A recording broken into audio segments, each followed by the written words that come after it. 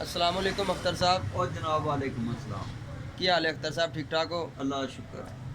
अख्तर साहब यार ਅਸੀਂ ਅੱਜ ਕੱਲ੍ਹ ਤੁਹਾਨੂੰ ਦੇਖ ਰਹੇ ਹਾਂ ਜਿਸ ਤਰ੍ਹਾਂ ਕਿ ਪਹਿਲੇ ਚਿਹਰੇ ਤੇ ਰੌਣਕ ਹੁੰਦੀ ਸੀ, ਖੁਸ਼ਹਾਲੀ ਹੁੰਦੀ ਸੀ, ਅੱਜ ਕੱਲ੍ਹ ਉਹ ਨਜ਼ਰ ਨਹੀਂ ਆ ਰਹੀ ਤੇ ਪਰੇਸ਼ਾਨ ਜੇ ਰਹਿੰਦੇ ਹੋ ਤੇ ਬੁਝੇ ਜੇ ਰਹਿੰਦੇ ਹੋ। ਆਪਣੀ ਇਸ ਕੈਫੀਅਤ ਤੇ ਨਾ ਕੋਈ ਖੂਬਸੂਰਤ ਜਿਹਾ ਸ਼ੇਰ ਸੁਣਾਓ।